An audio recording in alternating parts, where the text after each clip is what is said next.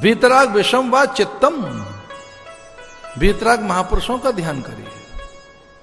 महर्षि पतंजलि के योग सूत्र में ये चर्चा है कि जब आप घिर गए संकट में, विपत्ति में हैं, अभाव ग्रसित हैं, अज्ञान ने घेर लिया है, प्रमाद के कारण सच का पता नहीं लग रहा है, तब आंखें बंद करके वीतराग महापुरुषों का ध्यान करो।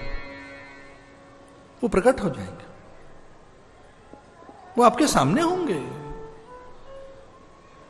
किसी का बहुत धन से भरा हुआ जहाज डूब रहा था, बहुत धन से भरा। तब वाणिज्य ऐसे ही होता था। वो तो आज भी ये शिपिंग एक बहुत बड़ा आधार है। वो डूब रहा था जहाज, उसे कुछ सूझा नहीं और ऐसे ही उसने कह दिया कि मुझे कुछ भी याद नहीं आ रहा है, कौन देवता मेरी सहायता करे। तो कोई गुरु हो, कोई अच्छे संत हो, मेरी बात उनको समझ आए तो हमारे जहाज की रक्षा हो, हमारे प्राणों की रक्षा हो। हम जो जहाज पर बैठे हैं सब, हमारे प्राणों की रक्षा हो।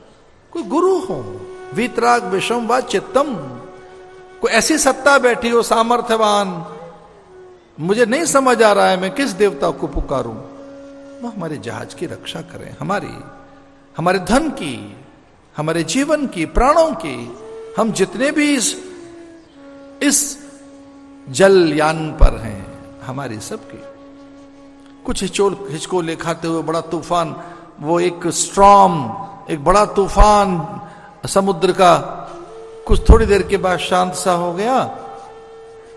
लेकिन उसने मनी मन ऐसा सोच लिया था कि इतना धन है, इतनी संपदा है, इतनी रत्न राशि, पन्ना, पुखराज, मूंगा, वैदूर्य, ये हीरे मोती और इतना धन, अगर मेरा ये पानी का जहाज लगा किनारे तो स्वर्ण मुद्राएं, 100 स्वर्ण मुद्राएं मैं दान करूंगा संत को।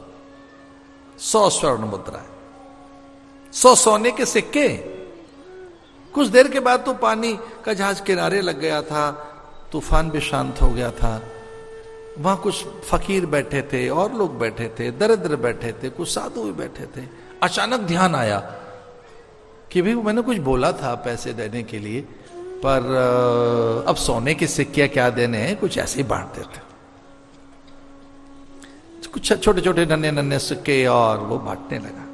उसी भीड़ में अचानक एक साधु ने कहा रुको रुको। सेठ ने कहा क्या कहना है? बोले मेरा एक सिक्का नहीं है, मेरे 100 बनते हैं, मुझे 100 दे दो।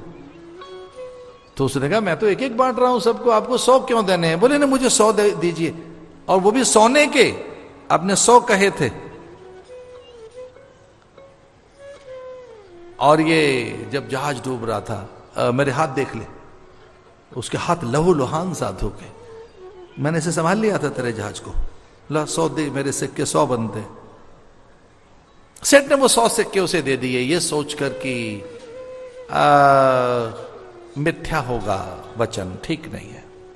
पर साधु को देखकर शंकित था, वो बहुत शंकित था कि ये वहां गया नहीं, इसके वस्त्र गीले नहीं हैं, ये मनुष्य है, वहां कैसे पहुंचा होगा उस तूफान में, मुझे दिखा नहीं।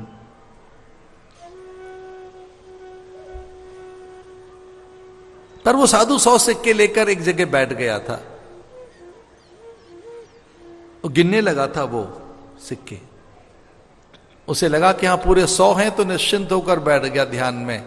पर सेठ को भी चैन नहीं था, देखें होगा क्या। धीरे धीरे सांझ ढलने लगी, सब वहां से चले गए, और सेठ को तो पहचानना था कि वो है कौन। और जैसे सांझ ढली तो 100 के 100 सिक्के लेकर साधु समुद्र की ओर बढ़ा और बहुत आगे तक चला गया। जब वो नाभि पर्यंत और ऐसे वक्षस्थल भी उसका जब डूबने लगा और कंठ तक भी जल जब उसके आ गया था, तो भयभीत हुआ सेठ कि कहीं ये तो डूब रहा है साधु, तो चला गया समुद्र में और इसकी मुझे रक्षा करनी चाहिए। और वो दौड़ा समुद्र में। तब तक तो साधु लगभग ये हनु माने ठोड़ी, ये चिन्ह, हनु कहते हैं इसको। हनु प्रदेश तक वो जल तक पहुंच चुका था।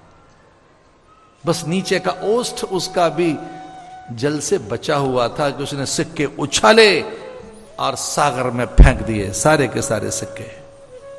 लौटने लगा, सेठ दिखा जल में। पूछा था सेठ ने कि महाराज मैं तो डर ही गया था, आप समुद्र में भागे, आप ठीक है ना? हाँ मैं तो ठीक हूं, पर ये सारे सिक्के समुद्र में क्यों फेंक दिए? साधु ने बहुत अच्छी बात कही।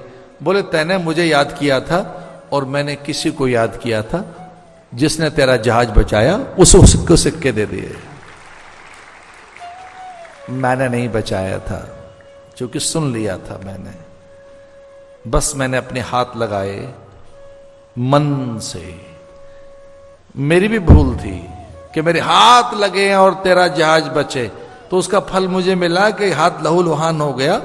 पर वो शक्ति सर्वत्र विद्यमान है, बस पुकारने की बात है। वो हर पल है जो रक्षा करती है। मैंने भी फिर ऐसे ही बोल दिया था कि ये तो मुझे पुकार रहा है, मैं तो सुन सकता हूं। ध्यान में बैठा था, समाधि में रहने वाला मैं सन्यासी, तेरे अंतर की पुकार मुझ तक पहुंची थी। पर वो सिक्के मेरे नहीं, मूलतः जिसके हैं उसको मैंने पहुंचाए।